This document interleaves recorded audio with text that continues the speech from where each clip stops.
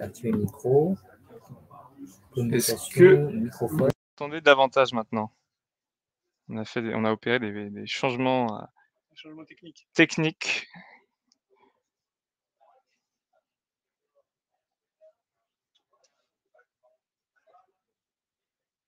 C'est bon. Magnifique.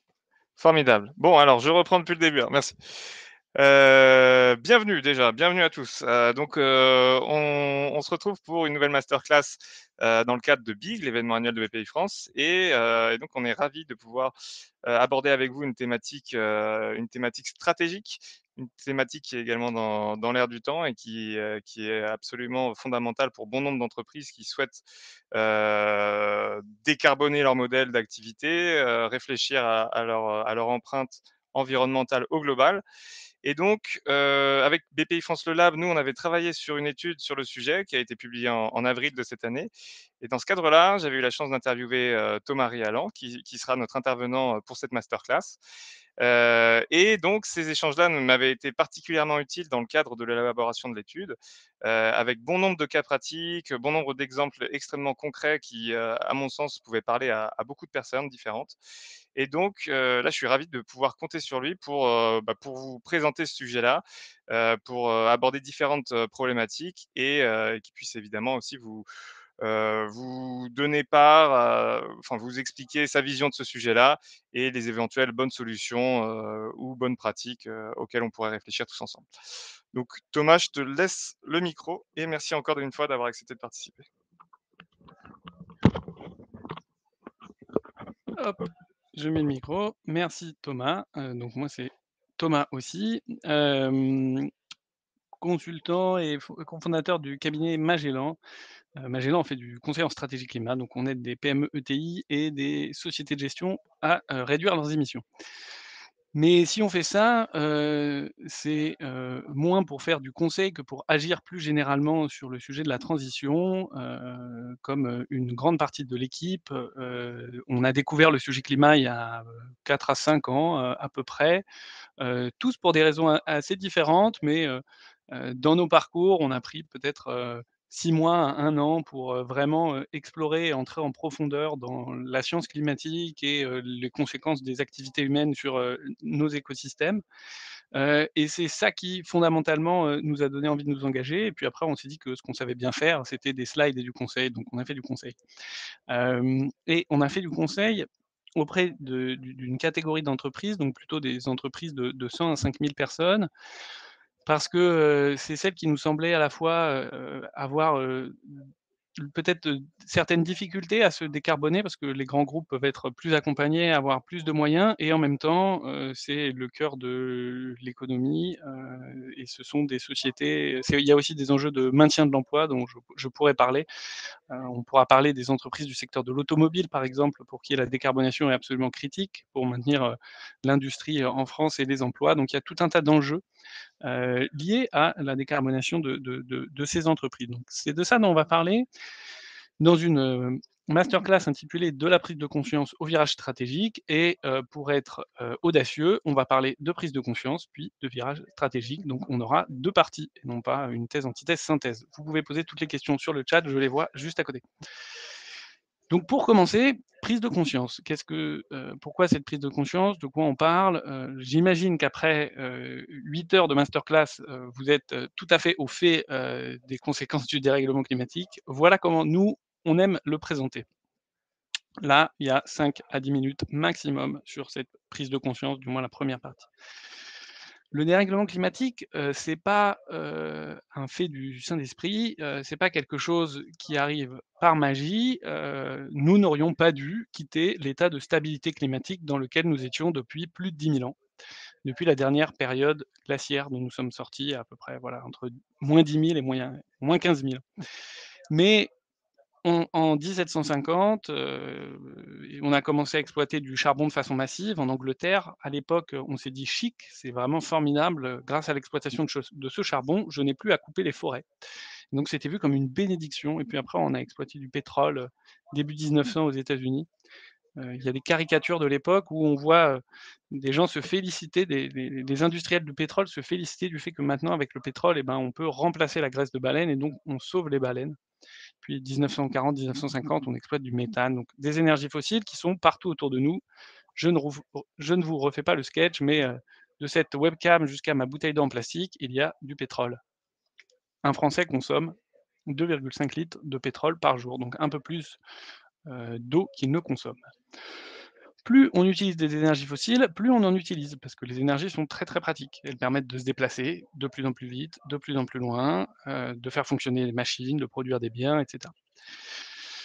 D'ailleurs, l'énergie qui a le plus augmenté en valeur absolue ces 20 dernières années, c'est le charbon, qui est l'énergie la plus émissive, puisque si vous voulez produire 1 kWh d'électricité avec du charbon, vous êtes 2 fois plus émissif qu'avec du gaz et vous êtes 60 à 80 fois plus émissif qu'avec une éolienne. Comme on brûle des combustibles fossiles, on envoie du dioxyde de carbone dans l'atmosphère, on augmente la température et on vient déséquilibrer tout un tas de choses. Ça, c'est quelque chose qui avait été envisagé en 1898, qui a été prouvé en 1938 et dont on commence à percevoir vraiment les conséquences que depuis, disons, une trentaine d'années, heu, disons les conséquences vraiment, sensibles. Heu, Là, cette semaine, on est, 8 à 10 degrés au-dessus des normales de saison à Lyon, donc ça, c'est évidemment une manifestation du dérèglement climatique, comme tout un tas d'autres événements extrêmes, heu, que je ne cite pas. En déréglant la température moyenne, on dérègle le climat, donc on dérègle le régime des précipitations. Par exemple, à Paris, il va plus pleuvoir moins souvent, donc ça, c'est particulier. On va avoir plus de périodes de sécheresse, mais par contre, quand il va pleuvoir, il va y avoir plus de précipitations d'un coup. Pourquoi est-ce qu'il y a plus de précipitations? Parce que comme il fait plus chaud, j'ai plus d'évaporation, j'ai plus d'eau dans l'atmosphère et quand il pleut, c'est plus fort. Bref, donc j'ai plein de phénomènes météorologiques ou climatiques qui vont, se renforcer du fait du dérèglement et des émissions de gaz à effet de serre. Et l'économie et notre société fonctionnent dans un cadre, climatique à cadre climatique donné, et si on modifie le cadre climatique, on modifie l'organisation sociale. Si je modifie le cadre climatique, je modifie les récoltes. Je modifie les rendements agricoles, je modifie les récoltes, de vin, par exemple. Donc là, sur cette diapositive, on explique qu'en 2020 et 2021, 2021 et 2022, pardon, avec les redoux qu'on a eu en mars, suivis de périodes froides en avril, les producteurs, les vignerons ont perdu 30 à 50 de leur récolte. De la même façon, on a de moins en moins d'eau à Taïwan. Taïwan a subi des grosses sécheresses, l'année dernière. Vous pouvez retrouver des vidéos, des articles sur internet où vous voyez des pauvres Taïwanais qui n'ont plus d'eau, accès à l'eau que 3 à 4 jours, par semaine et donc lorsqu'ils font bouillir l'eau des pâtes, ils le remettent, dans le lavabo et ils la récupèrent après, pour refaire bouillir, bref. Et Taïwan est le premier pays producteur de puces électroniques. Les puces électroniques ont besoin de beaucoup d'eau. Donc si je dérègle le régime des pluies, eh bien, j'ai une production de puces électroniques plus faible et donc derrière, qui est impacté? Dell, HP, Apple pour produire des ordinateurs et des téléphones, mais aussi, Stellantis qui a dû fermer l'usine de Sochaux 10 jours parce qu'il n'avait plus accès à suffisamment de puces électroniques. Donc il y a un lien direct entre, les effets du dérèglement climatique et l'économie et la société dans son ensemble. De la même façon, vous pouvez aller regarder sur le site Météo France l'évolution des vagues de chaleur, progressivement en France, par territoire et vous pouvez déjà savoir que la totalité des stations de ski dans les Pyrénées vont fermer, quoi qu'il se passe et même si on arrivait à réduire massivement les émissions. Donc qu'est-ce qui va se passer pour, les propriétaires, de petits commerces, d'activités touristiques, les gestionnaires de stations dans ces massifs? Bon, c'est une question en suspens. Donc le dérèglement climatique a des effets sur l'économie et en même temps, ce qu'on fait pour réduire le dérèglement climatique a aussi des effets. Donc il y a ce qu'on appelle les risques physiques et les risques de transition, j'y reviendrai. 2015, consensus, accord de Paris, il faut tout faire pour réduire les émissions, et limiter le dérèglement dans une fourchette comprise entre 1,5 degré et 2 degrés. Je n Bref, donc ça, c'était plutôt un succès et voilà l'historique des émissions. Donc entre 1850 et 2020, les émissions n'ont fait quasiment qu'augmenter, avec quelques inflexions. Si, vous êtes, habile, vous pouvez retrouver à quoi correspondent ces inflexions. Par exemple, en 1945, les conséquences de la Seconde Guerre mondiale ont infléchi les émissions. Elles sont parties à la baisse. Vous avez une baisse dans les années 70, ça c'est le premier choc pétrolier. Vous avez, la crise financière de 2008, vous avez la crise du covid, pardon, juste avant la barre blanche. Donc ça, c'est quelques inflexions, mais globalement, depuis 1850, on s'est développé économiquement et ce développement économique repose en partie, enfin très fortement sur l'utilisation d'énergies fossiles, et donc se traduit par une hausse des émissions. Et ce qu'il faut faire si on veut baisser les émissions, c'est le faire à un rythme suffisamment rapide pour ne pas dépasser certains seuils de réchauffement. Donc les émissions doivent, pas tendre vers zéro, mais être quand même, réduites d'un facteur, 5 à 6, et ce qu'on continuera à émettre doit être capté de façon, technique, enfin doit être capté par l'homme pour qu'il n'y ait plus rien qui aille dans l'atmosphère et qu'on stabilise le climat. Donc ça, c'est la neutralité carbone.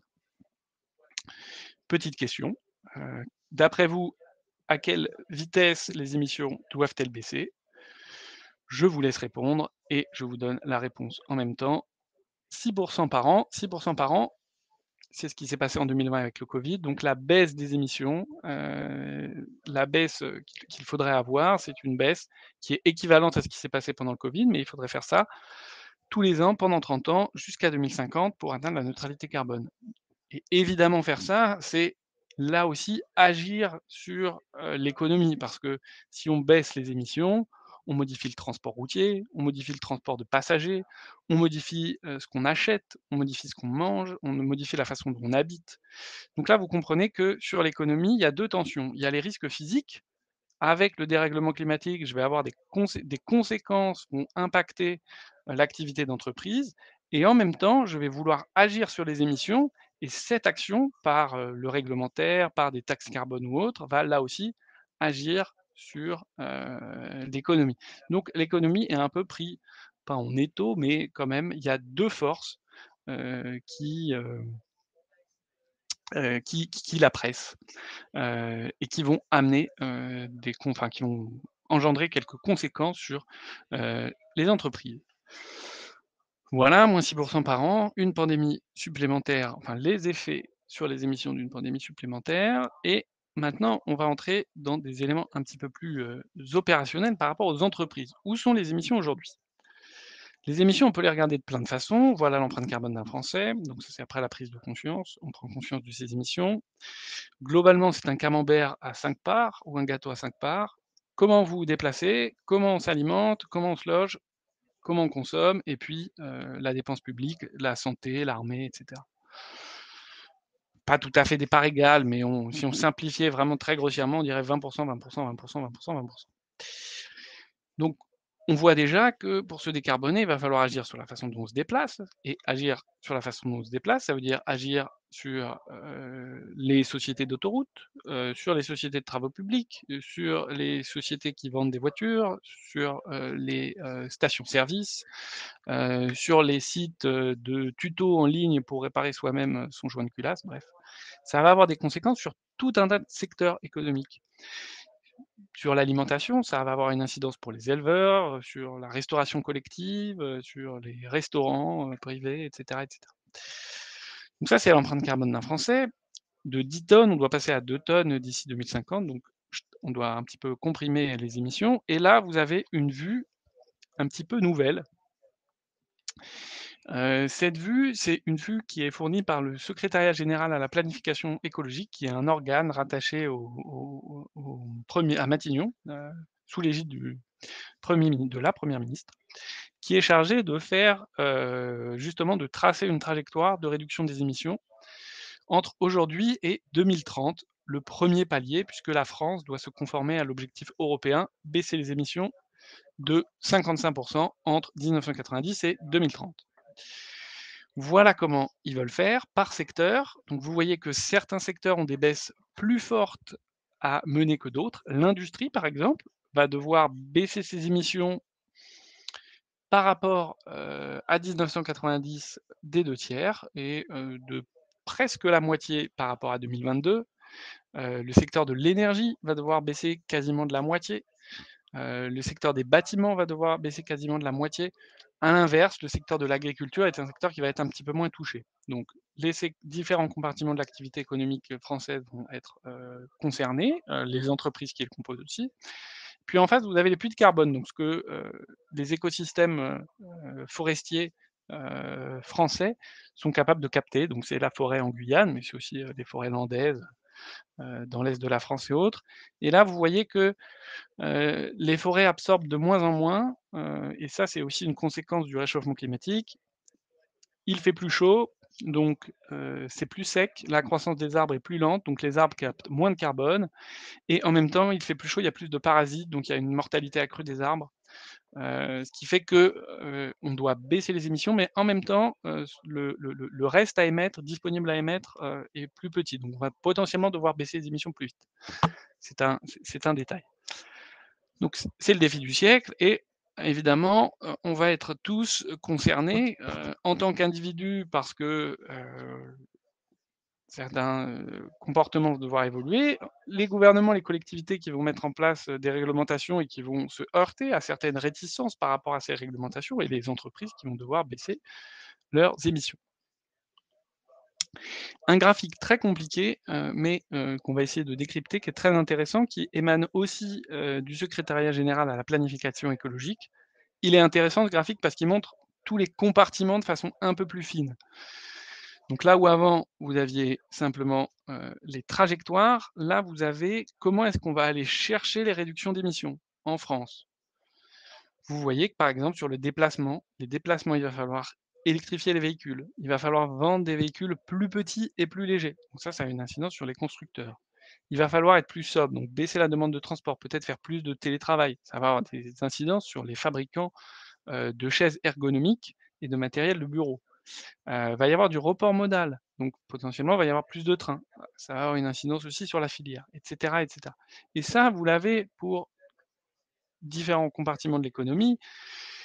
Si vous avez une activité liée à la rénovation thermique des bâtiments, il est possible que, vous n'ayez pas trop de mal à remplir votre carnet de commandes puisque, en tout cas, les réglementations environnementales vont vous pousser. Ça va pas être frein pour vous, ça va vous pousser. À l'inverse, si vous vendez, qu'est-ce que vous pourriez vendre? Si vous vendez des chaudières au fioul, là, ça va avoir, des conséquences un petit peu plus profondes. Donc ça pourrait vous aider à décrypter comment vous allez être impacté en regardant secteur par secteur. Est-ce que sur votre secteur, il y a des risques physiques, des risques de transition?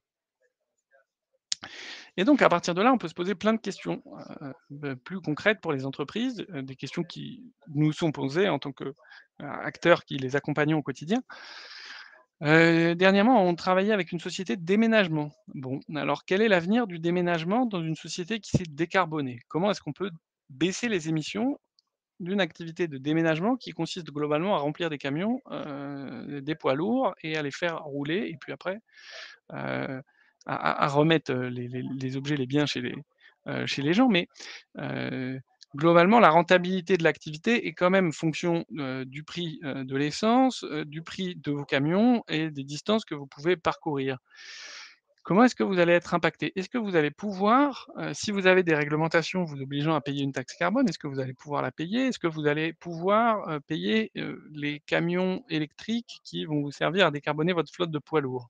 Est-ce que vous allez pouvoir faire les investissements qui vous permettent d'avoir plutôt des camions, au biogaz qui émettent, ou au gaz naturel qui émettent un petit peu moins? Donc ça, c'est des questions après beaucoup plus concrètes sur l'activité des entreprises. Vous êtes, Salomon, vous vendez du sport d'hiver. Alors, en l'occurrence, vous êtes, vraiment, repositionné sur d'autres sports, le trail notamment, mais, qu'est-ce que vous faites sachant que, toutes les stations de ski pyrénéennes vont fermer d'ici à la fin du siècle, indépendamment des scénarios de réchauffement? Encore plus concret, qu'est-ce que vous faites si vous avez un camping sur la côte méditerranéenne, que vous voyez qu'année après année, et ben, les vagues de chaleur sont telles et la chaleur est telle que, réserver dans les bungalows, c'est de moins en moins agréable et vous avez un impact sur la fréquentation de vos campings. Vous avez un food truck, vous venez d'emprunter 10 000 €, vous vous mettez sur la place, du village dans une grande ville du sud de la France. Cette place, elle est, peu ombragée. Est-ce que vous pouvez toujours cuisiner, tous les jours en juillet et août? C'est pas certain. Donc grand nombre d'activités économiques sont concernées, touchées par, ce sujet et ne peuvent pas vraiment faire l'économie. Donc maintenant qu'on a dit ça, parlons des virages stratégiques. J'espère que j'ai pas trop dépassé, ça va? 20 minutes. Heu, Parlons des virages. Donc qu'est-ce qu'on peut faire? Quelques éléments sur ce qui nous paraît essentiel, de faire pour démarrer un virage stratégique. Un virage stratégique, c'est compliqué, mais il y a quand même quelques, bonnes pratiques. Première étape, mesurer son empreinte carbone. Alors, vous êtes une entreprise, vous avez besoin d'énergie. Vous voulez mesurer cette consommation d'énergie. La première approche, l'approche en vigueur, c'est de faire un bilan carbone qui va donc, en mesurant vos consommations d'énergie, vous mesurez vos émissions de CO2 ou plutôt, en mesurant vos émissions de CO2, ça va vous faire comprendre où est-ce que vous avez besoin, d'énergie et donc à dans quelle mesure vous êtes dépendant aussi, des énergies fossiles. Vous pouvez demain être touché par une taxe carbone et cetera. Un bilan carbone, ça va mesurer tous les gaz à effet de serre. Il y a le dioxyde de carbone, mais il y a aussi le méthane, le protoxyde d'azote et cetera et à la fin, on va tout mettre sous la même unité, le CO2 équivalent. C'est comme si vous aviez, plein de filiales dans différents pays, mais à la fin, vous consolidez toute votre comptabilité en dollars. Et comme ça, vous ne parlez pas en monnaie différente. Donc on compte du CO2 équivalent. Comment est-ce qu'on fait un bilan carbone? Très facile, vous listez les activités de votre entreprise. Votre entreprise de déménagement, elle a besoin d'un siège avec des bureaux, et des ordinateurs et des casques pour équiper les commerciaux. Bon, donc vous avez des bureaux, des ordinateurs, des casques. Elle a besoin de poids lourds, elle a besoin d'essence, elle a besoin de carton, très bien, donc vous faites la liste de toutes ces activités. Vous mettez en face des données, d'activités, donc combien de casques est-ce que vous avez acheté? Combien d'ordinateurs est-ce que vous avez acheté? Combien de hop, je vais mettre la ça je vais bien vous regarder dans la caméra. Combien d'électricité est-ce que vous avez consommé? Combien de litres d'essence est-ce que vous avez consommé? Et puis vous convertissez ça avec des facteurs d'émission. Les facteurs d'émission, c'est assez miraculeux, c'est comme une fonction en mathématiques ou une grosse boîte, vous faites entrer quelque chose dedans avec une unité donnée, puis ça vous le convertit en CO2 équivalent. Donc ça vous dit, voilà, vous consommez 1 kWh d'électricité. Un Français, il consomme à peu près 3 kWh d'électricité par jour, un foyer français, pardon. Ben, ça fait à peu près 60 grammes de CO2 par kilowattheure et après, vous convertissez tout en CO2, vous sommez, vous avez votre empreinte carbone et ça, c'est intéressant parce que ça vous dit où est-ce que votre activité est émissive. Ça vous permet de comprendre la répartition de l'impact. Donc ça vous permet de vous rendre compte que si vous êtes déménageur, eh bien, la majeure partie de votre impact, c'est le fait que vous conduisez les camions.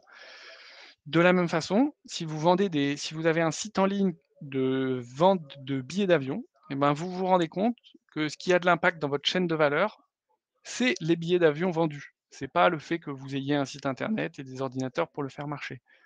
Donc vous êtes dépendant d'une activité économique, le transport aérien, qui elle-même est dépendante, de kérosène, et qui va peut-être devoir évoluer du fait des réglementations environnementales. Donc ça vous dit où est-ce que vous devez placer votre attention et ce qui va peut-être être, critique, demain si des réglementations environnementales se renforcent. Première étape, mesurer l'empreinte. Si vous avez des questions, n'hésitez pas. Deuxième étape, analyser les risques, donc de façon plus fine que ce que je raconte là. Est-ce que vous faites face à des risques physiques? Des risques physiques, c'est par exemple, vous avez un camping en zone inondable. Vous êtes comme la ville d'Arcachon qui est située, près de la côte et qui fait partie des communes, à fort risque d'inondation et donc peut-être que là, vous allez être concerné.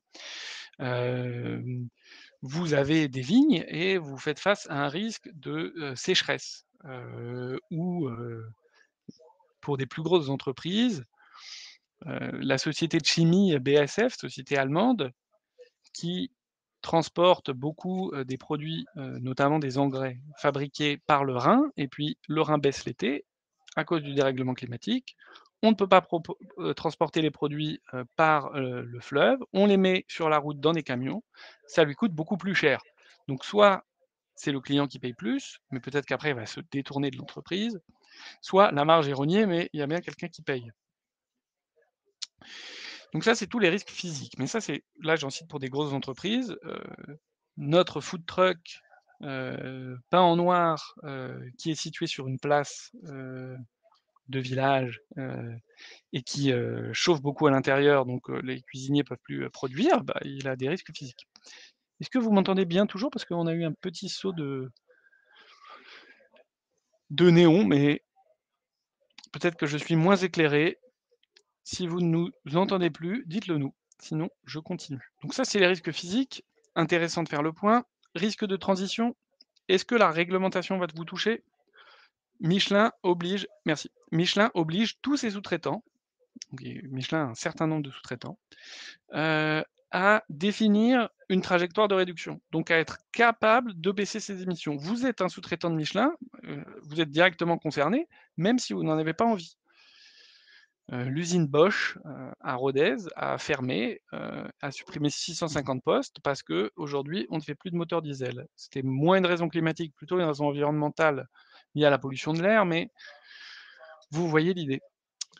Heu, Nous, on a accompagné des acteurs du secteur de l'automobile, et des usines dans lesquelles ils ne produisent que des pièces pour le véhicule thermique. D'ici 2035, on ne peut plus faire de véhicules thermiques en France. Qu'est-ce qu'on va faire de ces usines? Est-ce qu'on va réussir à les reconvertir? Et donc là, après, il y a toute la filière qui est concernée par une réglementation environnementale, par un risque de transition. 2 exemples, plus concrets. Les transporteurs routiers qui appellent à l'aide dès que le prix de l'essence augmente et normalement, dans une perspective plus économique, de la chose, si on veut se décarboner, il faut que les énergies fossiles coûtent plus cher, donc on va plus les taxer, soit on va faire en sorte qu'il y ait moins d'offres, mais le prix du pétrole n'est probablement pas amené, à baisser de sitôt. Heu, pour certaines activités, les marges vont être, délicates à maintenir. Et là, on a une illustration avec le camping des Flots Bleus, qui, a brûlé lors, des terribles incendies près de la Teste de Buch en Gironde, près de la dune du Pilat, l'été dernier. Donc conséquence directe, et il y avait eu un autre article Le Monde sur, cas intéressant, vague de chaleur aussi, un propriétaire de supermarché qui a eu 200 000 € de marchandises, dans ses stocks, réfrigérés. Il fait tellement chaud que son système de climatisation est plus calibré pour faire face à cette température. Le système de climatisation pète, la marchandise se réchauffe, elle est surgelée, la marchandise est perdue, il n'est pas indemnisé, il perd, 200 000 €. Donc des conséquences. Que vont devenir les 5 800 stations-service indépendantes en France avec la bascule vers l'électrique? On ne sait pas trop. Donc analyser ces risques, c'est aussi important. Ça permet d'anticiper à moyen terme ce qui peut se passer, et donc se donner envie aussi d'agir. OK, maintenant vous savez que vous devez réduire, vous connaissez votre empreinte, vous savez que vous avez des risques. Qu'est-ce que vous devez faire? À quel rythme est-ce que vous devez baisser? Petite question technique, là, vous devez baisser les émissions, mais de combien est-ce que vous devez baisser? Il y a plein de questions. Les États-Unis émettent plus que la France. Est-ce que les entreprises états-uniennes doivent baisser plus vite que les entreprises françaises? Les entreprises françaises qui émettent plus que les entreprises indiennes, puisque, en France, on émet 5 fois plus par personne qu'en Inde, est-ce qu'elles doivent baisser plus que les Indiens? Vous êtes dans le secteur automobile, est-ce que vous devez plus baisser vos émissions que dans le secteur de la santé? Vous êtes une entreprise en forte croissance, à quel rythme est-ce que vous devez baisser vos émissions? Vous n'avez que 5 ans, quand il y a d'autres entreprises qui ont 10 ans, donc elles ont une base d'émissions plus élevée que vous. Est-ce que vous devez baisser au même rythme qu'elles donc? Ça, c'est assez difficile de savoir à quel rythme on doit baisser. Je ne vais pas être trop technique sur cette présentation. Sachez simplement que donc la stratégie nationale bas carbone, ce que j'ai présenté au début, les slides du SGPE, le secrétariat général à la planification, peuvent répondre aux premières questions. Quel est le rythme de baisse de votre secteur? Voilà, c'était cette slide, je l'ai remis ici.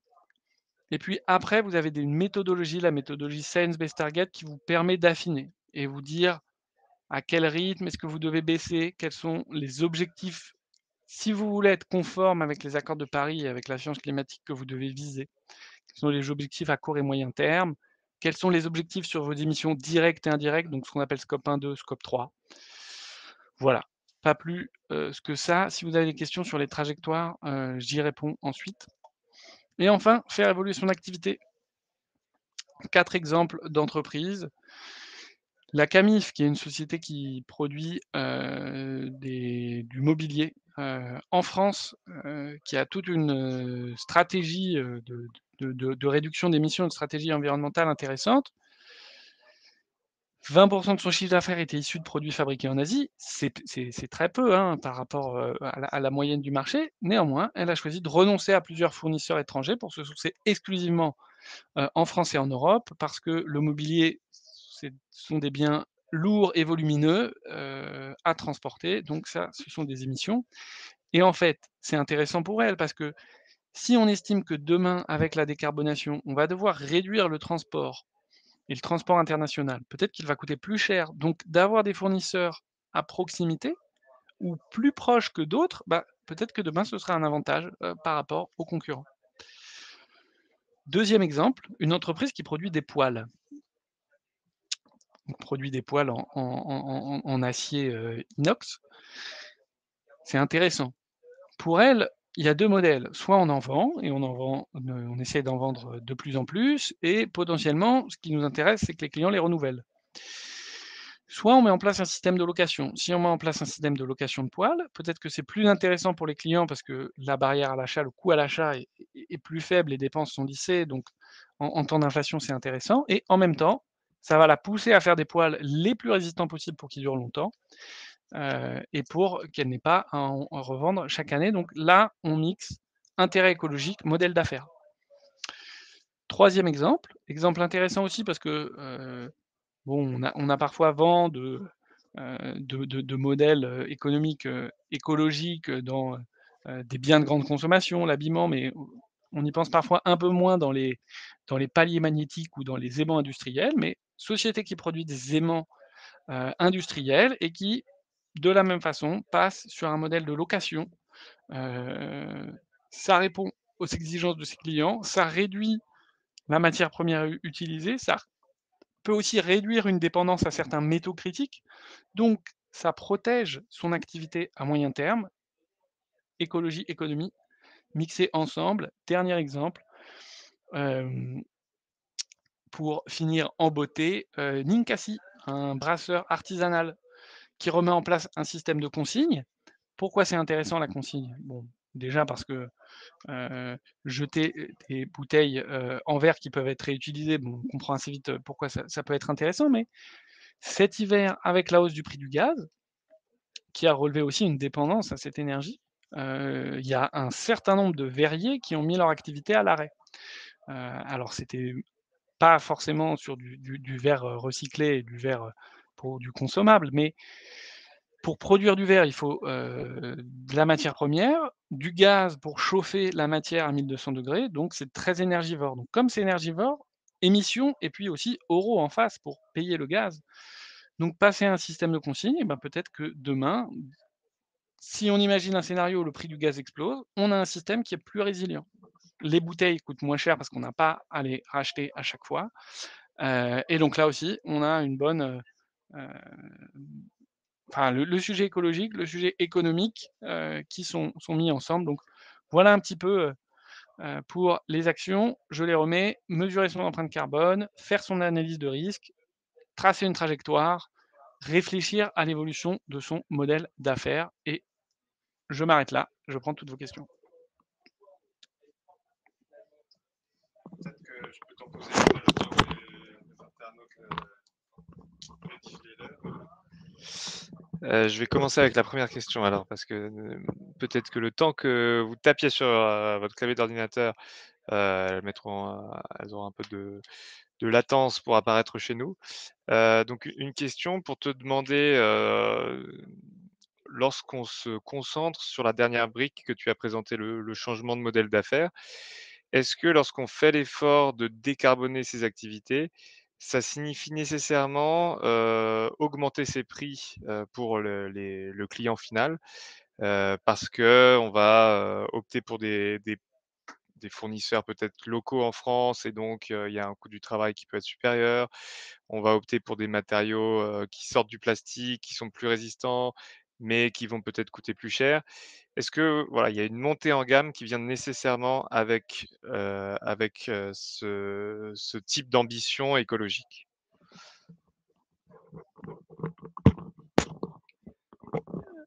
Merci Thomas et en plus, la question de Thomas, correspond à une question posée effectivement ou une remarque posée sur le chat. Heu, Effectivement de prime abord, une voiture électrique coûte plus cher qu'une voiture thermique et donc si je veux changer toute ma flotte de taxis, thermiques pour des véhicules électriques, c'est un investissement.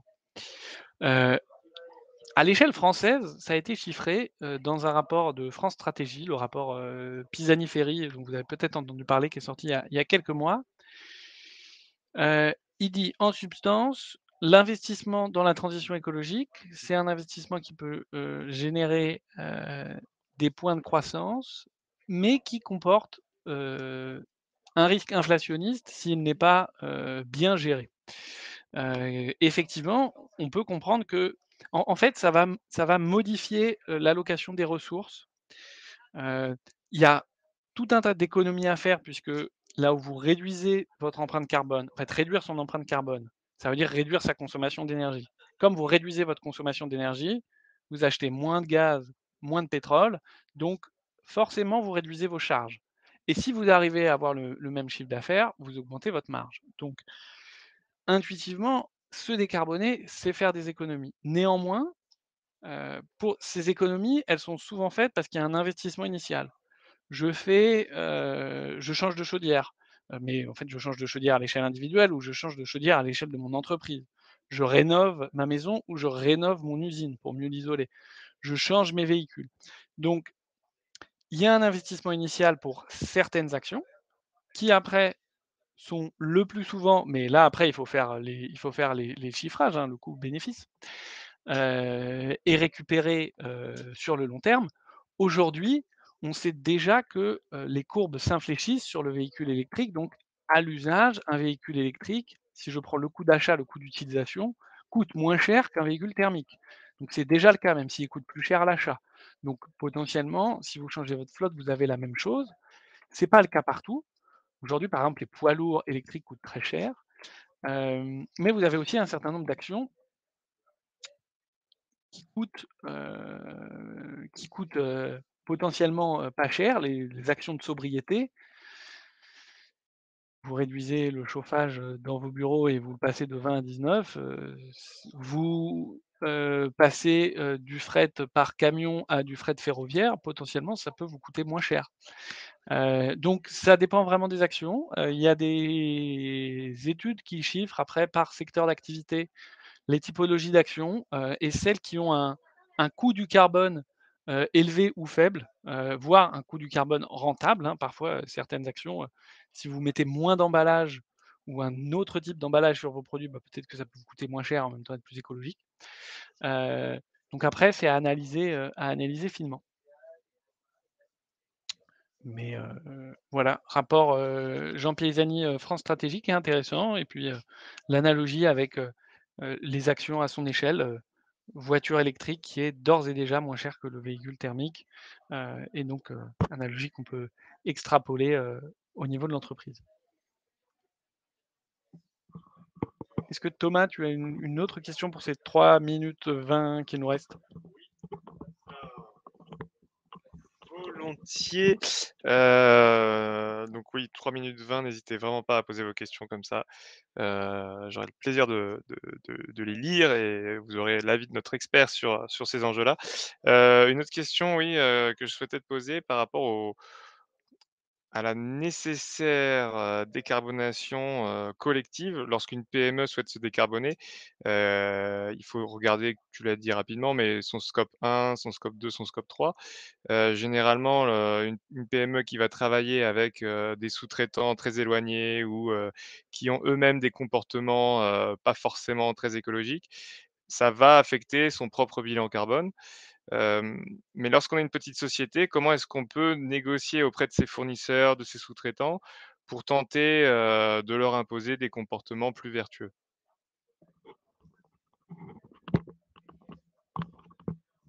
Alors effectivement, on est tous, le scope 3 de quelqu'un, donc on a tous dans sa chaîne de valeur ou dans la répartition de ces émissions, des émissions qui sont liées à d'autres. Si vous êtes un fabricant automobile, dans votre chaîne, vous avez les de valeur, enfin, dans vos émissions, vous avez les émissions de vos sous-traitants qui produisent des pièces pour vous et lorsque vous êtes un sous-traitant, vous avez les émissions de la voiture in fine, utilisée par, l'acheteur.